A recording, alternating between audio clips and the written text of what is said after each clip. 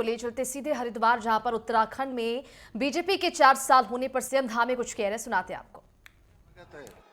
स्वागत है भाई, स्वागत है, स्वागत है भाई, स्वागत है।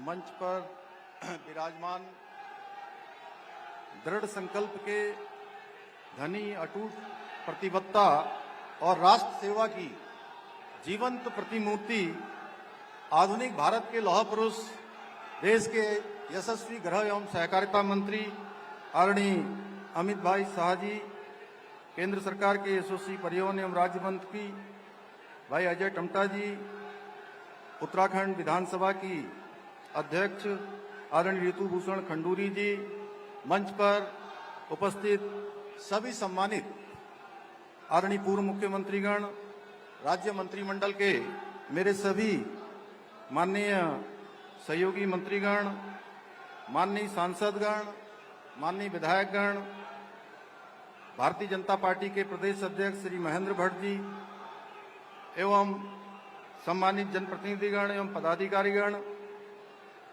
मुख्य सचिव श्री आनंद वर्धन जी एवं राज्य सरकार के सभी अधिकारीगण, कार्यकर्ता बंधु एवं प्रदेश के कोने कोने से पधारे आप सभी माताओं, बहनों और हमारे सामने के मंच पर विराजमान, जिनकी उपस्थिति हमको हमेशा हमारा प्रोत्साहन करती है, हमको ऊर्जा प्रदान करती है, ऐसे सभी पूज्य संतगण, मैं उन सब की उपस्थिति को प्रणाम करता हूं, नमन करता हूं। और इस विशिष्ट कार्यक्रम में आप सभी का इतनी विशाल संख्या में यहाँ पधारने के लिए आप सबका हृदय से स्वागत करता हूं, आप सबका अभिनंदन करता हूं। ये हम सभी के लिए अत्यंत गर्व का विषय है कि आज हमें उत्तराखंड में भारतीय जनता पार्टी के सरकार के दूसरे कार्यकाल के 4 वर्ष सफलतापूर्वक पूर्ण होने के उपलक्ष्य में आयोजित इस 4 साल बेमिसाल कार्यक्रम में हमारे पथ प्रदर्शक आदरणीय अमित शाह जी का मार्गदर्शन प्राप्त हो रहा है। यह आदरणीय प्रधानमंत्री श्री नरेंद्र मोदी जी के दूरदर्शी नेतृत्व और आदरणीय अमित भाई शाह जी की कुशल रणनीति, संगठन कौशल और प्रभावी मार्गदर्शन का ही परिणाम है कि वर्ष 2022 में उत्तराखंड की देवतुल्य जनता ने सभी पुराने मिथक तोड़ते हुए, सभी परिपाटी बदलते हुए भारतीय जनता पार्टी को दूसरी बार प्रचंड बहुमत की सरकार के साथ सेवा करने का अवसर प्रदान किया था। आदरणीय गृह मंत्री जी, यह आपके कुशल सांगठनिक कौशल और अटूट संकल्प शक्ति के बल पर ही आज भारतीय जनता पार्टी न केवल विश्व की सबसे बड़ी राजनीतिक पार्टी है, बल्कि सेवा, सुशासन और राष्ट्र निर्माण के संकल्प के साथ भारत के कोने कोने में विकास की नई गाथाएं लिख रही है। आपके कुशल नेतृत्व ने प्रत्येक जन मन गण के मन में एक नई ऊर्जा का संचार किया है, जिससे असंभव से दिखने वाले कार्य भी संभव हो रहे हैं।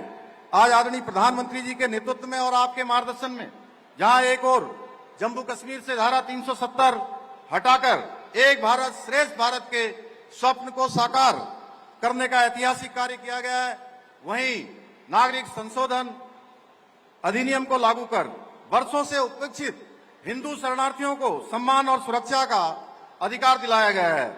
यह आपकी दृढ़ इच्छा शक्ति का परिणाम है कि आज देश में गुलामी की मानसिकता वाले अंग्रेजों के दमनकारी कानूनों को समाप्त कर भारतीय न्याय संहिता सहित 3 नए कानूनों के माध्यम से न्याय व्यवस्था को भारतीय आत्मा के अनुरूप बनाया गया है, जहां दंड नहीं बल्कि न्याय महत्वपूर्ण है। आदरणीय गृह मंत्री जी, यह आपके दृढ़ संकल्प का ही नतीजा है कि आज देश में आतंकवाद, नक्सलवाद जैसी विघटनकारी शक्तियों पर प्रभावी अंकुश लग पाया है। जिन क्षेत्रों में कभी अशांति और भय का माहौल हुआ करता था, आज वो क्षेत्र विकास और समृद्धि के नए आयाम स्थापित कर रहे हैं। कश्मीर के जिस लाल चौक पर कभी तिरंगा फहराना भी एक चुनौती माना जाता था, आज वहां पूरे गर्व और सम्मान के साथ भारत का तिरंगा लहरा रहा है। आपके दृढ़ निश्चय के कारण ही आज भारत को नक्सलवाद और आतंकवाद का सफाया करने में निर्णायक विजय प्राप्त होने जा रही है। महोदय, आपके अथक प्रयासों का प्रतिफल है कि आज देश सहकारिता के क्षेत्र में भी अभूतपूर्व प्रगति कर रहा है, जिससे करोड़ों किसान, ग्रामीण और छोटे उद्यमों के लिए नए नए अवसरों के द्वार खुल रहे हैं। आज के इस अवसर पर आदरणीय गृह मंत्री जी के द्वारा हमारे पुलिस विभाग में 1900 चयनित आरक्षियों को नियुक्ति पत्र प्रदान करने के साथ ही सीए के अंतर्गत पाकिस्तान, बांग्लादेश और अफगानिस्तान जैसे देशों के आए हमारे शरणार्थी भाई बहनों को भारतीय नागरिकता प्रदान की गई है। मैं आज के इस अवसर पर आप सभी नवनियुक्त होने वाले आरक्षियों को और भारत की नागरिकता प्राप्त करने वाले भाई बहनों को हृदय से बधाई देता हूं।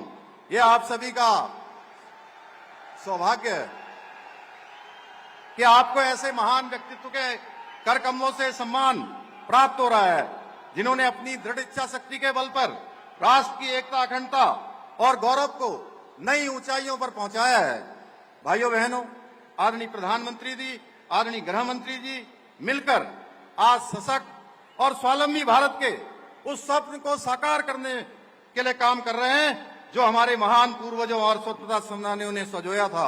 आदरणीय मोदी जी देश के ऐसे पहले प्रधानमंत्री हैं जिन्होंने भारत को विकसित राष्ट्र बनाने का संकल्प लिया है और उसे साकार करने के लिए पूरी प्रतिबद्धता के साथ निरंतर कार्य कर रहे हैं। आप सभी भली भांति जानते हैं 2014 से पहले पूर्व दुनिया के देश भारत को कमजोर और पिछड़े राष्ट्र के रूप में देखते थे, परंतु आज आदरणीय प्रधानमंत्री जी के सशक्त नेतृत्व के कारण पूरी दुनिया भारत की सामर्थ्य, शक्ति और क्षमता के आगे नतमस्तक है। आज भारत G20 समिट, वैश्विक AI समिट जैसे बड़े वैश्विक सम्मेलनों की सफल मेजबानी करके विश्व पटल पर अपनी नेतृत्व क्षमता का परिचय दे रहा है। आज पूरी दुनिया मान रही है कि भारत विश्व की सबसे बड़ी आर्थिक शक्ति के रूप में जल्द ही उभरने वाला है, परंतु हमारे कांग्रेस के मित्रों को विश्व पटल पर भारत की बढ़ती प्रतिष्ठा और सम्मान रास नहीं आ रहा है। कांग्रेस के लोग आदरणीय प्रधानमंत्री मोदी जी का विरोध करने के चक्कर में आज देश का विरोध करने लगे हैं। हाल ही में आपने देखा होगा देश के अंदर एक पूरी विश्व की AI बड़ी समिट के दौरान इन लोगों ने सारी हदें पार कर दी और वैश्विक ग्लोबल लीडर्स के सामने भारत को नीचा दिखाने का प्रयास किया। अपने युवराज के अपरिपक्व नेतृत्व में आज पूरी कांग्रेस दिशाहीन और देश विरोधी हो चुकी है। भाइयों बहनों, आज आदरणीय प्रधानमंत्री जी के नेतृत्व में सनातन का जय घोष चारों ओर गूंज रहा है। भारत अपनी जड़ों से जुड़ते हुए पुनः विश्व गुरु बनने की ओर तेजी से अग्रसर हो रहा है। चाहे अयोध्या जी में भगवान श्री रामचंद्र जी का भव्य मंदिर बनना हो, काशी में काशी कॉरिडोर बनना हो, उज्जैन में महाकाल लोक बनना हो, या हमारे राज्य में केदारनाथ धाम, बद्रीनाथ धाम का मास्टर प्लान हो या नव निर्माण का काम हो। आज हमारी धार्मिक धरोहरों को संवारने का, सजाने का उल्लेखनीय कार्य किया जा रहा है, पर हमारे विपक्ष को ये सब रास नहीं आ रहा है। ये वही लोग हैं जिन्होंने भगवान श्री राम के भव्य मंदिर को बनने से रोकने के लिए अपनी पूरी ताकत लगा दी थी। भाइयों बहनों, आज आदरणीय प्रधानमंत्री श्री नरेंद्र मोदी जी के नेतृत्व में, आदरणीय गृह मंत्री जी के मार्गदर्शन में हमारे प्रदेश में डबल इंजन की सरकार द्वारा प्रदेश के समग्र विकास के साथ साथ हमारी समृद्ध सांस्कृतिक विरासत के संरक्षण और संवर्धन की दिशा में भी निरंतर कार्य किया जा रहा है। आज जहां राज्य में सड़क, शिक्षा, स्वास्थ्य, रेल और हवाई कनेक्टिविटी सहित सभी महत्वपूर्ण क्षेत्रों से जुड़े इंफ्रास्ट्रक्चर को मजबूत करने की दिशा में कार्य किया जा रहा है, वहीं विभिन्न नीतियों और योजनाओं के माध्यम से राज्य को सामाजिक और आर्थिक रूप से सशक्त और समृद्ध बनाने की दिशा में निरंतर प्रयास किया जा रहा है। वर्ष 2023 में ग्लोबल इन्वेस्टर समिट का हमने आयोजन किया था। 3,56,000 करोड़ के निवेश समझौते उस समय हुए थे। हमें गर्व है कि पिछले वर्ष आदरणीय गृह मंत्री जी के कर कमलों द्वारा 1 लाख करोड़ से अधिक के निवेश समझौतों को हमने धरातल में उतारने में सफलता प्राप्त की। यह हम सभी के लिए गर्व का विषय है कि आदरणीय प्रधानमंत्री जी के नेतृत्व और आदरणीय गृह मंत्री जी के मार्गदर्शन से बीते 4 वर्षों में हमारे राज्य ने पहली बार कई उल्लेखनीय उपलब्धियों का साक्षात्कार किया है। पहली बार राज्य में G20 वैश्विक सम्मेलन का साक्षी बना, पहली बार राज्य में राष्ट्रीय खेलों का आयोजन हुआ और पहली बार राज्य के खिलाड़ियों ने 100 से अधिक राष्ट्रीय खेलों में मेडल प्राप्त कर अंक तालिका में उत्तराखंड राज्य ने 7वां स्थान प्राप्त किया। पहली बार राज्य में वर्ष भर पर्यटन को बढ़ावा देने के लिए बृहद स्तर पर शीतकालीन यात्रा प्रारंभ की गई। भाइयों बहनों, डबल इंजन की सरकार ने बीते 4 सालों में हमारे राज्य की आर्थिकी में 1.5 गुना से अधिक की वृद्धि की हुई है। और पिछले एक वर्ष में राज्य की जीएसडीपी में 7.23% की बढ़ोतरी हुई है और प्रति व्यक्ति आय में 41% की वृद्धि हुई है। बीते 4 वर्षों में राज्य का बजट 60,000 से बढ़कर 1 लाख करोड़ को पार कर गया है। बीते 4 वर्षों में राज्य में 20,000 से अधिक नए उद्योग स्थापित हुए हैं। बीते 4 वर्षों में राज्य में स्टार्टअप की संख्या 700 से बढ़कर 1700 हो गई है। आज हेलीपोर्ट की संख्या 2 से 7 और वहीं हेलीपैड की संख्या 60 से बढ़कर 118 हो गई है। बीते 4 वर्षों में बिजली उत्पादन 3 गुना बढ़ गया है। राज्य में होटलों की संख्या में 25% की बढ़ोतरी हुई है। वहीं नए होम स्टेओं की संख्या में 50% से अधिक की बढ़ोतरी हुई है। आज डबल इंजन की सरकार के कारण राज्य दोगुनी रफ्तार से प्रगति कर रहा है। इसी का परिणाम है कि आज हमारे राज्य में रिवर्स प्लान 44% की बढ़ोतरी दर्ज की है। आज लोग पुनः अपने पैतृक स्थानों को, अपने गांवों को पुनः लौट रहे हैं। हम किसानों की आय वृद्धि करने के साथ साथ मत्स्य विकास के क्षेत्र में देश के अग्रणी राज्य बने। हमारा राज्य युवाओं को रोजगार देने के और अवसर उपलब्ध कराने में भी देश का अग्रणी राज्य बनकर उभरा है। ईज ऑफ डूइंग बिजनेस में उत्तराखंड को अचीवर्स स्टार्टअप रैंकिंग्स में लीडर्स की श्रेणी प्राप्त हुई है। हमें नीति आयोग भारत सरकार के 2023-24 के इंडेक्स में सतत विकास के लक्ष्यों को प्राप्त करने में पूरे देश में पहला स्थान प्राप्त हुआ है। हम वर्ष 2024 में नीति आयोग द्वारा जारी एक्सपोर्ट प्रिपेयर्डनेस इंडेक्स में भी देश के अग्रणी राज्यों में शामिल हुए हैं। हमें पर्यटन, एविएशन और खेल के विकास से जुड़े क्षेत्रों में best state for promotion of aviation ecosystem तथा बेस्ट विलेज, बेस्ट डिस्ट्रिक्ट जैसे राष्ट्रीय सम्मान भी प्राप्त हुए हैं। आज उत्तराखंड को national logistics index, state startup ecosystem, ease of doing business, state energy and green index जैसे कई राष्ट्रीय सूचकांकों में विभिन्न पुरस्कार प्राप्त हुए हैं। भाइयों बहनों, हम उत्तराखंड के समग्र विकास के साथ साथ उत्तराखंड की सांस्कृतिक अस्मिता, पारंपरिक पहचान और डेमोग्राफिक संतुलन को सुरक्षित और संरक्षित रखने के लिए भी संकल्पित होकर काम कर रहे हैं। आदरणीय गृह मंत्री जी की प्रेरणा से और उनके मार्गदर्शन में हमने उत्तराखंड में समान नागरिक संहिता लागू करके सामाजिक न्याय और समानता की दिशा में ऐतिहासिक कदम उठाया है। हमें गर्व है कि हम यूसीसी को हमने लागू ही नहीं किया, बल्कि उसे प्रभावी रूप से धरातल पर उतारने का काम किया है। कुछ लोग यूसीसी के बारे में तरह तरह का भ्रम फैलाने का प्रयास कर रहे थे, लेकिन आज इसके सफल क्रियान्वयन ने उनके मुंह पर ताला लगा दिया है। भाइयों बहनों, आदरणीय गृह मंत्री जी की प्रेरणा से हमने राज्य में ऑपरेशन कॉलनेमी और सघन सत्यापन अभियान के माध्यम से घुसपैठियों के खिलाफ भी व्यापक स्तर पर कार्रवाई की है। वहीं हमने सख्त भू कानून बनाकर हमारे पहाड़ी क्षेत्रों में जमीनों की अवैध खरीद फरोख्त पर लगाम लगाकर भू माफियाओं पर अंकुश लगाने का काम भी किया है। भाइयों बहनों, आज के अवसर पर मैं आप सबसे कहना चाहता हूं कि आदरणीय प्रधानमंत्री जी और आदरणीय गृह मंत्री जी के नेतृत्व में उत्तराखंड का समग्र विकास और देवभूमि के गौरव को पुनर्स्थापित करने वाली डबल इंजन की सरकार चाहिए या विकास के नाम पर केवल अपनी तिजोरियां भरने वाली कांग्रेस। अब ये आपने सोचना है, आपको समान नागरिक संहिता चाहिए या धर्म की आड़ या कानून का मखौल उड़ाने वाली मुगल प्रस्त सोच चाहिए।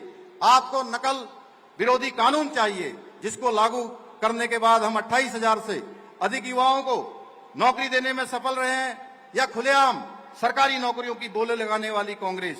आपको देवभूमि के देवत्व और अस्मिता की रक्षा करने वाली भाजपा चाहिए, या राज्य में लैंड जिहाद, लब जिहाद जैसे कुकृतियों को खुली छूट देने वाली कांग्रेस चाहिए। आपको धर्मांतरण विरोधी, दंगारोधी कानून या वोट बैंक और तुष्टीकरण की राजनीति वाली ये कांग्रेस चाहिए। आपको मदरसा बोर्ड समाप्त करके सबको एक समान शिक्षा से जोड़ने वाली भाजपा चाहिए, या अलगाववाद को बढ़ावा देने वाली कांग्रेस। आज के इस अवसर पर मैं आप सभी को विश्वास दिलाना चाहता हूं कि जब तक उत्तराखंड को हम प्रत्येक क्षेत्र में अग्रणी और आत्मनिर्भर नहीं बना देते, तब तक हम चैन से नहीं बैठेंगे, आराम से नहीं बैठेंगे।